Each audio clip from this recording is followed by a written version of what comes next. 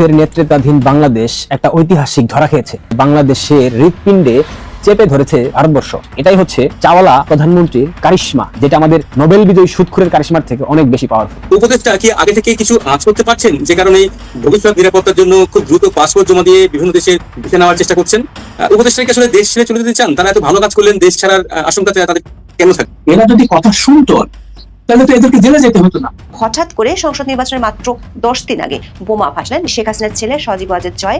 তিনি যে বোমাটাই ফাটিয়েছেন তা কেবল রাজনৈতিক অভিযোগ নয়, বরং এক ভয়ঙ্কর ভূ রাজনৈতিক ষড়যন্ত্রের ইঙ্গিতকেই তুলে ধরেছেন। ইতিমধ্যে 5 জন প্রার্থীর মনোনয়ন স্থগিত হয়েছে, বাকি 50 জন প্রার্থীর মনোনয়ন বাতিল হবে। সেখানে তারেক রহমানও নির্বাচনে অংশগ্রহণ করতে পারবে না। সেই দর্শক, নতুন একটি নিউজে আপনাদেরকে স্বাগতম। দর্শক, আপনাদেরকে এমন একটি গুরুত্বপূর্ণ ভিডিও দেখাতে চলেছি যা দেখলে রীতিমতো অবাক হবেন। দর্শক, শেষ মুহূর্তে এসে নির্বাচন নিয়ে ভয়ঙ্কর প্রশ্ন সামনে আসছে। নির্বাচনের 12টা বাজিয়ে দিব বলল সজীব ওয়াজেদ জয়। সজীব ওয়াজেদ জয়ের এমন বার্তা কিসের ইঙ্গিত দিচ্ছে? দর্শক, ভোটের আগেই পাল্টে যাচ্ছে দৃশ্যপট। দর্শক, এ বিষয়ে বিস্তারিত আলোচনা করা হয়েছে এই ভিডিওতে, তাই 1 সেকেন্ডও না টেনে পুরো ভিডিওটি দেখবেন। চ্যানেলে নতুন হলে সাবস্ক্রাইব করে রাখবেন পরবর্তী আপডেট পাওয়ার জন্য। ভিডিওতে একটি লাইক করে দেখতে থাকুন সম্পূর্ণ ভিডিওটি।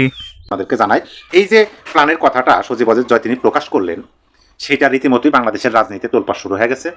এটা বলতে গেলে ডক্টর ইউনূসের মাথায় হাত দেওয়ার মতো অবস্থা। তিনি মাথায় হাত দেওয়া মানে তিনি চিন্তায় পড়ে গেছেন। গতকালকে যে ঘটনাটা ঘটছে, আওয়ামী সভানেত্রী পুত্র সজীব ওয়াজেদ জয় তিনি কলকাতার একটা ভারতের একটা কি বলে সরাসরি লাইভে বক্তব্য দিচ্ছেন। সরাসরি আপনি ভাবুন যে সেখানে মানে এটাই প্রথম 5 আগস্টের পরে ভারতের মাটিতে মানে সামনে এসে স্টেজে উঠে সশরীরে না, মানে ভার্চুয়ালি তিনি সরাসরি যে বক্তব্যটা দিচ্ছেন, সেই বক্তব্যে তিনি যে তথ্যগুলো তুলে ধরছেন, সেইটা শোনার পরে প্রকৃতপক্ষেই এই চিরতত্ত্বের চেলাদের ঘুম হারাম এরকমই আমার কাছে মনে হইতেছে। কারণ নির্বাচনী যে একটা মাস্টার প্ল্যান তাদের ছিল, সেই নির্বাচনী মাস্টার প্ল্যানটা সজীব ওয়াজেদ জয় প্রকাশ করে দিচ্ছে। হাসিনা পুত্র জয় বিদেশি মিডিয়াতে সাক্ষাৎকার দিলেও ভারতীয় দর্শকদের সামনে দেওয়া কলকাতার এই অনুষ্ঠান নিয়ে প্রবল আগ্রহ ছিল, মানে ভারতীয় দর্শকরাও সেখানে উপস্থিত ছিলেন। জয় তার ভাষণে বর্তমান সরকারের নানান কীর্তির কথা তুলে ধরেন, পাশাপাশি বিএনপি ও জামাতে ইসলামের তীব্র সমালোচনা করেন। আচ্ছা, এখানে অনেক কথা বলা আছে, আমি মূল পয়েন্টে আসি। মূল পয়েন্টটা হলো যে নির্বাচন বিষয়ে সজীব ওয়াজেদ জয় কি প্ল্যানটা, ডক্টর ইউনূসের কি প্ল্যানটা প্রকাশ করলেন। বাংলাদেশের জনগণের উদ্দেশ্যে জয় বলেন, আমি জানি আপনারা যারা দেশে আছেন কষ্টে আছেন, আইন শৃঙ্খলা নেই, মব সন্ত্রাস চলছে, যারা সরকারের বিরুদ্ধে কথা বলবে তারাই আক্রমণের শিকার হবেন। তবে অনেকে হয়তো ভাবছেন ভোট দিয়ে এই পরিস্থিতির হাত থেকে বাঁচবেন, কিন্তু সত্যি কি বাঁচবেন? এখানে প্রশ্ন। এটি একটি সাজানো নির্বাচন, আপনারা ভোট দিন বা না দিন তাতে কিছু আসে যায় না। আমরা জানি ফলাফল নির্ধারিত হয়ে রয়েছে। তার মতে নির্বাচনের বিএনপি হয়তো বেশি সিট পাবে, কিন্তু খুব বেশি সিট দেবে না।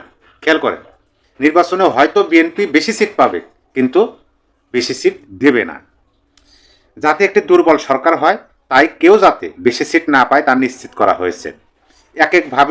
এককভাবে বেশি সিট কেউ পাবে না। তিনি বলেন, আপনি যদি এই নির্বাচনে ভোট দেন তাহলে এই নির্বাচনকে তারা আইনসঙ্গত করে তুলবে। তাই বাংলাদেশকে যদি রক্ষা করতে চান তাহলে ভোট দিতে যাবেন না। যারা দেশের ভবিষ্যৎ নিয়ে চিন্তা করেন, তারা যদি দেশকে রক্ষা করতে চান, সংবিধানকে রক্ষা করতে চান, তাহলে ভোট দিতে যাবেন না।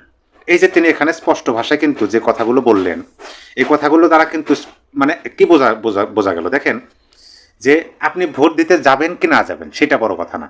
তারা নির্বাচনের একটা কি বলে প্ল্যান আগে থেকে করে রাখছে।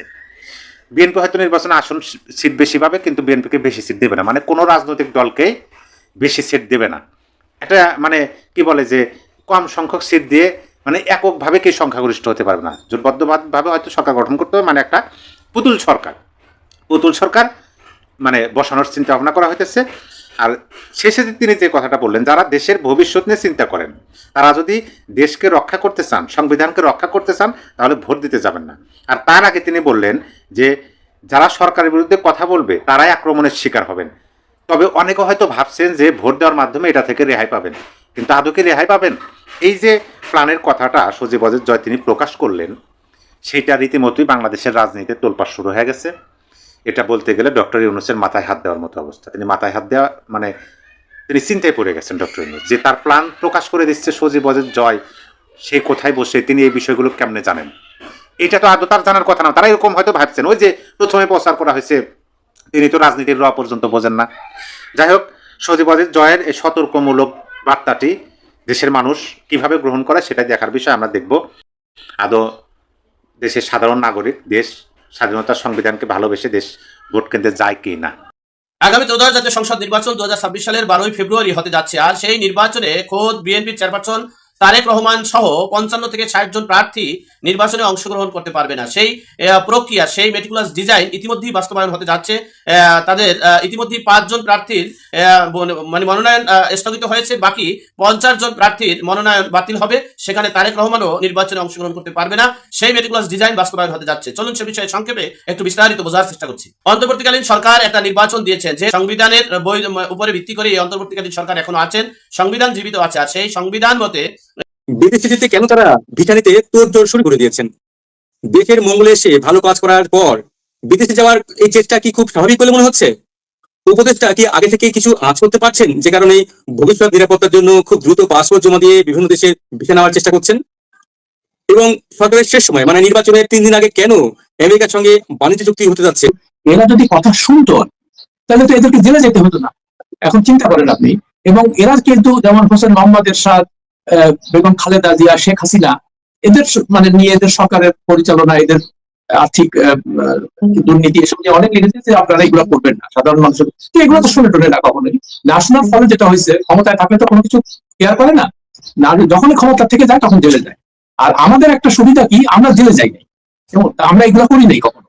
আমরা কোন রকম অনৈতিক কাজ, দুর্নীতি এগুলোর সঙ্গে কখনো জড়িত ছিলাম না, এখনো নাই, ভবিষ্যতেও থাকবো না। আশা করি আপনারা মানে আমাদের দোয়া করবেন যাতে এগুলো করতে না হয়। আর যেটা বললেন যে বিদেশ থেকে তো অনেকেই আসছে, হ্যাঁ তারা আসছে, এরা অধিকাংশ হলো বসন্তের প্রকৃত। এরা কোনোদিন আপনি তাদের এই সরকারে আসার আগে আপনি তাদের নামও শোনেন নাই।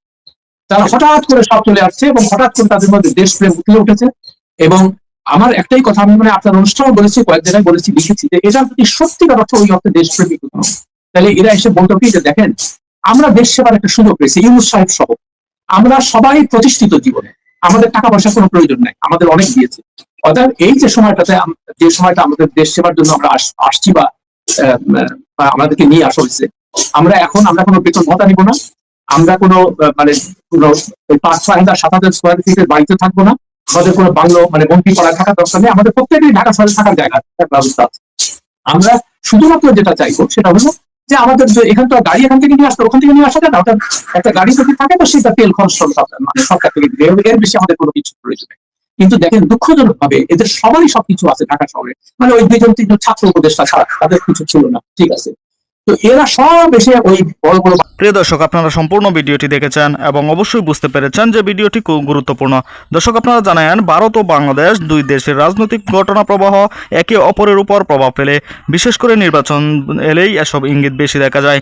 দর্শক, ভিডিওতে যা দেখেছেন এসব বিষয়ে আপনাদের কি মনে হয়? সজীব ওয়াজেদ জয় এবং শেখ হাসিনা কি বাংলাদেশে আসতে পারবে, নাকি নির্বাচনে কোনো ব্যাঘাত ঘটাতে পারবে? এ বিষয়ে আপনাদের মতামত অবশ্যই আমাদের কমেন্টে জানাবেন এবং পরবর্তী আপডেট ভিডিও পেতে চ্যানেলটিকে এখনই সাবস্ক্রাইব করে রাখুন। এই মুহূর্তে বিদায় নিচ্ছি, দেখা হবে নতুন কোনো ভিডিওতে।